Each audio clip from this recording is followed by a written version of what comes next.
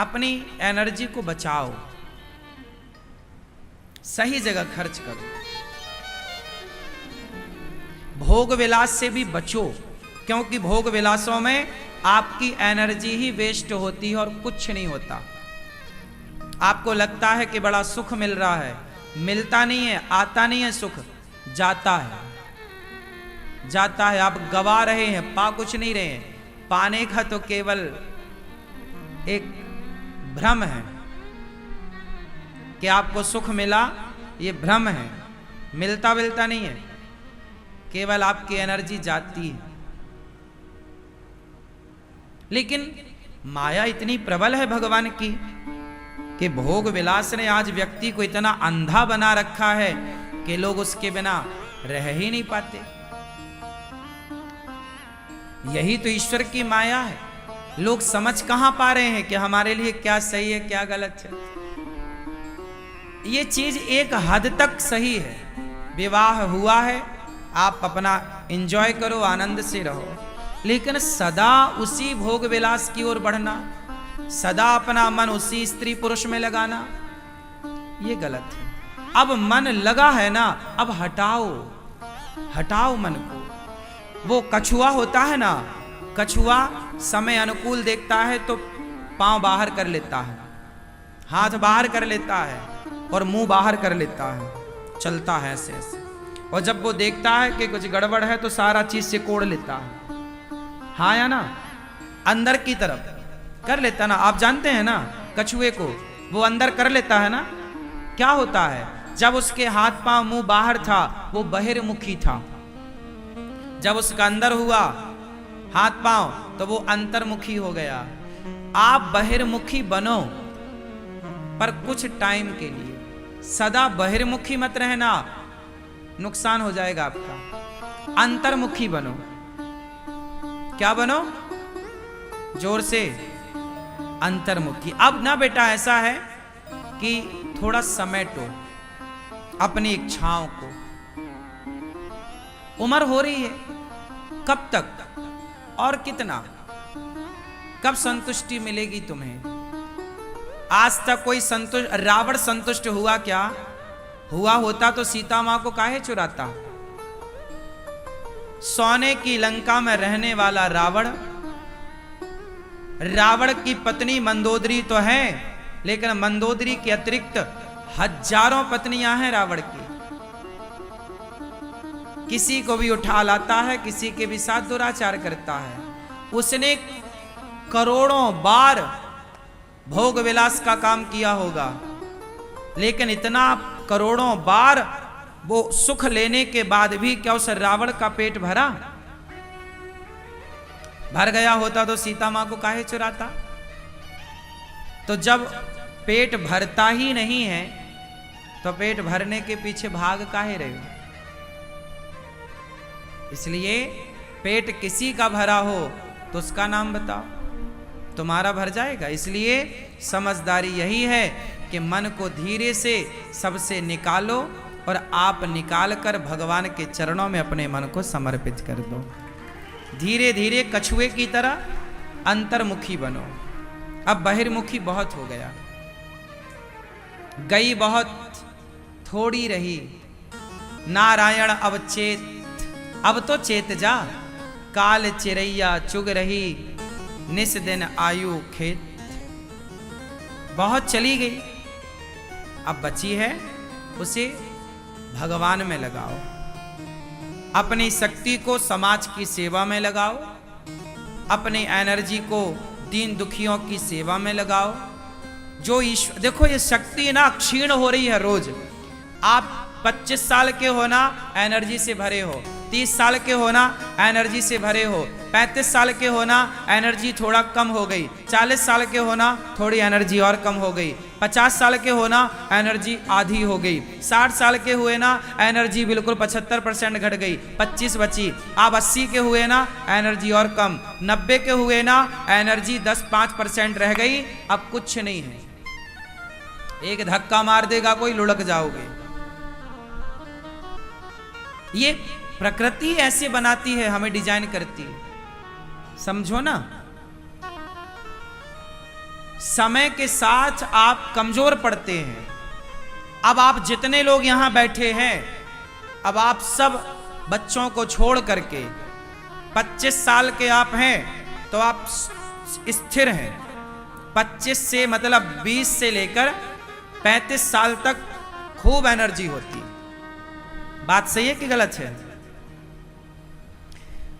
इसी एनर्जी का सदुपयोग करना होता है। ये जो 25 साल से 35 साल की जो जवानी की एनर्जी है, यदि बच्चे इसी एनर्जी को सही दिशा में खर्च करने लग जाएं, कामयाबी में खर्च करने लग जाएं, सफलता में, तो ये सफल हो जाएंगे। और 35 के बाद तो फिर प्लस नहीं होता, हाँ या ना? 35 के बाद माइनस होगा।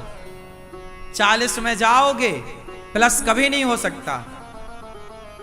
जो ताकत आपके अंदर 25 से 30 साल के बीच में थी, वो एनर्जी 40 से 50 के बीच में हो ही नहीं सकती। क्या संभव है? उत्तर दो। फिर ईश्वर ने सबको जो प्राइम टाइम दे रखा है ना, वो 25, 20 से 35, 15 साल मानो आप। क्यों जी? यही है आपका जीवन 15 साल का। उसके बाद 20 साल के पहले तो बच्चा बच्चा होता है और 35 साल के बाद हाँफने लग जाता है। तो ये 25 साल हैं आपके जीवन के, यही बिंदास ये जीवन है। इसके बाद तो फिर भार है। मैंने अपने 20 साल की आयु से लेकर अभी 33 साल का हूं, मैंने अपना सारा जो एनर्जी है, जो शक्ति है, वो सारी शक्ति समाज की सेवा में लगा दी। मेरी एनर्जी कहां लग रही है? मैंने अपनी शक्ति कहां खर्च की? सेवा में। और मेरी उम्र के बच्चे अपनी ताकत, अपनी शक्ति, अपनी एनर्जी कहां खर्च कर रहे हैं? क्लबों में जा जा करके, पराई स्त्री पराई पुरुष के चक्कर में पड़ पड़ के वो एनर्जी सेवा में लगे। देखो, मैंने अपने समय का, जो एक व्यक्ति की सही उम्र होती है, उस सही उम्र का सही जो कार्य होता है, मैंने अपने सही उम्र में सही कार्य जो करने हैं, वो सही उम्र में सही कार्यों का निर्णय लेकर उस सही कार्यों को सही वक्त पर करके दिखाया, ताकि आने वाली युवा पीढ़ी सीखती रहे कि भाई ये करना है हमें। मेरे जीवन के मैं आपको बताता यही हूं केवल इसलिए कि बच्चे सीखें कि हमारी एनर्जी कहाँ लगनी चाहिए, हमारी शक्ति का कहाँ उपयोग होना चाहिए। मैं काम करता हूं इतना सारा, जानते हो क्यों? क्योंकि इस उम्र में थकावट होती ही नहीं। थकावट होने की आयु 40 के बाद है। 40 के बाद आदमी थकता है। तो मेरी ये उम्र है ना, अभी काम करने की उम्र है, थकने की उम्र नहीं है। इसलिए मैं दिन रात अपना काम करता हूं, क्योंकि इस उम्र का लाभ ले लो, क्योंकि ये उम्र तो जानी ही है। चाहे आप उपयोग करो तो जानी है और उपयोग ना करो, ये जिंदगी आइसक्रीम की तरह है, चाहे स्वाद ले लो वरना पिघल जाएगी। ये जीवन भी आइसक्रीम है, या तो इसका स्वाद ले लो वरना ये जीवन जाएगा। आप कुछ करो मत करो, 40 के बाद आपका शरीर अलग हो जाएगा, हाँ या ना? तो उसके पहले का जो काम है, आप बहुत बड़ा जो आपको काम करना है कर लो इस उम्र में। यही उम्र का सदुपयोग है। और ये मेरे उम्र के लड़के ना मेरे पे हंसते हैं, मुझे बड़ा इन पे हंसना आता है कि बेटा तुम्हारी उम्र में जो तुम कर रहे हो ना, ये सब हमने अपना अलग ही काम किया है। हमारी उम्र का हमने सदुपयोग किया है, और इस बात से आप कोई इनकार कर सकता है? अनिरुद्धाचार्य ने अपनी उम्र का सदुपयोग किया कि दुरुपयोग किया? बताइए। सदुपयोग है। जब मैं 25 साल का था तब मैंने वृद्धाश्रम बनाने का निर्णय लिया था, और आज 33 साल की उम्र में आते आते वो जो निर्णय थे, जो सपना था, वो सारा साकार हो गया। कितने साल में? 25 से आप देख लो, 8 साल हुआ। इन 8 वर्षों में सारा काम हुआ। 280 माँ यहां रहती हैं, अखंड रसोई चल रही है, गौ सेवा, सारी सेवाएं आप अपनी आंखों से देख पा रहे हैं। यही तो है समय का सदुपयोग। जो करना है यही उम्र में कर सकते हैं। माँओं के पांव भी मैं इसी उम्र में दबा सकता हूं, बुढ़ापे में तो मेरी पांव में दर्द हो जाएगा। तो मैं कोई आपसे अलग थोड़ी हूं भाई। शरीर तो जैसा आपका है वैसे ही मेरा है। बस मैंने अपने शरीर को एक अलग खान पान से मेंटेन कर रखा है कि मेरे शरीर, मेरी इंद्रियां, मेरा मन मेरे कंट्रोल में रहना चाहिए। मैंने अपने शरीर पे काम किया है। काम क्या किया है? मैं, आजकल के लड़के भी काम करते, दिन भर उठाते रहते हैं, ये बॉडी बना रहे हैं। ये बॉडी तुम चमड़ा जोड़ के करोगे क्या? तुम तो चमड़ा जोड़ रहे हो ना। चमड़े से क्या होगा? चमड़ा तो ऑलरेडी है। अरे जोड़ना है, दिमाग जोड़ो। तुम चमड़ी बढ़ाने में लगे हो, इससे काम ना होगा। आप अपने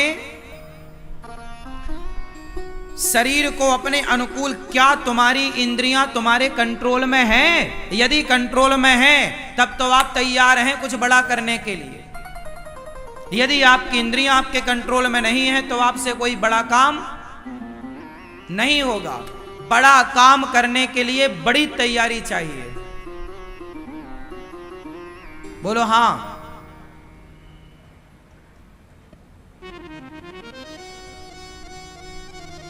आजकल के लड़के शादी करते हैं, सीधा हनीमून में निकलते हैं। हाँ या ना? महीने 2 महीने तो पता ही नहीं होता कहां होते हैं। मेरा विवाह जब हुआ तो मेरे विवाह के पहले कथा लग चुकी थी, तारीख मैं दे चुका था कि आपके यहाँ के मैं कथा करूंगा। उस समय मैं गांव में जा करके कथाएं करता था। तो मेरे विवाह के पहले कथा लग चुकी थी, उसके बाद विवाह की तारीख फाइनल हुई।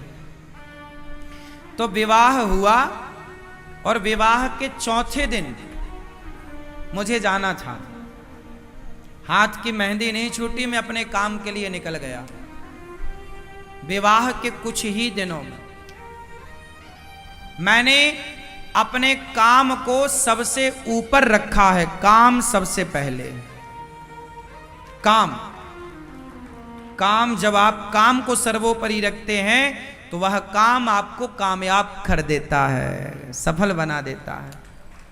काम को आप फर्स्ट में रखिए। परिवार को भी आप रखिए, पर परिवार, यदि मैं काम और परिवार दोनों में यदि तुलना करूं तो परिवार को पहले रखना चाहिए। लेकिन मैं आपको सिर्फ ये बात बताना चाह रहा हूं कि मेरे जीवन में मैंने जिस उम्र में आज के लड़के अपना ऐशो आराम की जिंदगी में विश्वास करते हैं, उस समय मैंने सारे ऐशो आराम छोड़ के और अपनी मेहनत में ध्यान रखा, काम में ध्यान रखा। आज आप सबको अनिरुद्धाचार्य की सफलता दिख रही होगी, लेकिन अनिरुद्धाचार्य की सफलता के पीछे, इतने बड़े काम के पीछे जो संघर्ष है, जो मेहनत है, उसे देखने वाले लोग कम होते हैं। उसके पीछे की जो तपस्या है, उसके पीछे का जो त्याग है, उसके पीछे का जो बलिदान है, वो नहीं दिखता। जब आप इतना तपने को तैयार होंगे तब सफलताएं कदम चूमेंगी। सब कुछ करना पड़ता है। मुझे काम करने में कोई शर्म नहीं आती। मैं झाड़ू भी लगा लेता हूं, मुझे कोई शर्म नहीं है। मैं पोंछा भी लगा लेता हूं, मुझे कोई शर्म नहीं है। मैं भोजन बना भी लेता हूं, मुझे कोई शर्म नहीं है। मैं बर्तन भी धुल लेता हूं, मुझे कोई शर्म नहीं है। मैं अपनी माँ की साड़ी भी धुल सकता हूं, मुझे कोई शर्म नहीं है। मैं अपने पिता के पांव में तेल लगाकर मालिश भी कर सकता हूं, कोई शर्म नहीं है। मैं वृद्ध माओं के पांव दबाता हूं, मुझे कोई शर्म नहीं है। मेहनत करने में, काम करने में क्या शर्म। बेईमानी करने में मुझे लाज आती है, मैं बेईमानी नहीं करता। चोरी करने में शर्म आती है, गलत काम करने में शर्म आओ, अच्छे काम करने में क्या शर्म। मुझे कोई भला काम करने में लाज नहीं आती। मैं सारे काम करने को, मैं नाली तक साफ कर लेता हूं। कबाड़ है, गंदी पड़ी है, कचरा भरा है, पानी भरा गंदा, नाली साफ करनी पड़े, मैं तुरंत तैयार हो जाता हूं नाली साफ कर, चलो मैं करता हूं। काम तो काम है ना। मैं ये थोड़ी कि बड़ा आप बड़े बन जाते हैं। आप आज समस्या, आज की युवा पीढ़ी की समस्या ये है कि जरा उसे पद प्रतिष्ठा मिली, जरा पैसा मिला, जरा नाम हुआ, फिर वो छोटे काम नहीं करता। एक बार आदमी बड़ा बनता है फिर छोटा नहीं बनता। जबकि हनुमान जी इतने बड़े हैं पर लंका गए तो छोटे से बन करके गए। सीखो। मसक समान रूप कपिधरी, अति लघु रूप पवन सुत लीन्हा। छोटे बनने में बड़ा मजा है, बड़ा सुख है। जो छोटा बन सकता है वही बड़ा बन सकता है, जो छोटा नहीं बन सकता वो बड़ा कभी नहीं बन सकता। इसलिए आप अपने बच्चों को ये सब बताओ। मैं ये सारी बातें सिर्फ इसलिए बताता हूं कि आज का युवा कामयाब हो, सफल हो। और सफल होने के लिए ना धरा पे काम चाहिए, उतरना पड़ेगा। एक आदमी बिस्तर पे लेटा लेटा यूं यूं कर रहा था। किसी ने कहा क्या कर रहा है? बोले तैरना सीख रहा हूं, स्विमिंग सीख रहा हूं। अब बिस्तर में पड़ा पड़ा ऐसे ऐसे करे तो क्या स्विमिंग सीख सकता है? भाई स्विमिंग सीखने के लिए, तैराकी सीखने के लिए पानी में उतरना पड़ेगा। क्या बिना पानी में उतरे कोई तैराकी सीख सकता है, तैरना सीख सकता है? उत्तर दो, नहीं। उसी प्रकार बिना धरा में उतरे हुए आपको काम करने का अनुभव होगा ही नहीं। काम करना है तो उतरो, हानि लाभ फायदा नुकसान अपनी जगह सीखो। तो गौरी गोपाल आश्रम में जितनी सेवाएं हैं ये पूरी युवा पीढ़ी को, पूरे देश को, हर व्यक्ति के लिए प्रेरणा है। आप प्रेरणा सीख लें तो ले लें, नहीं लें तो कोई बात नहीं।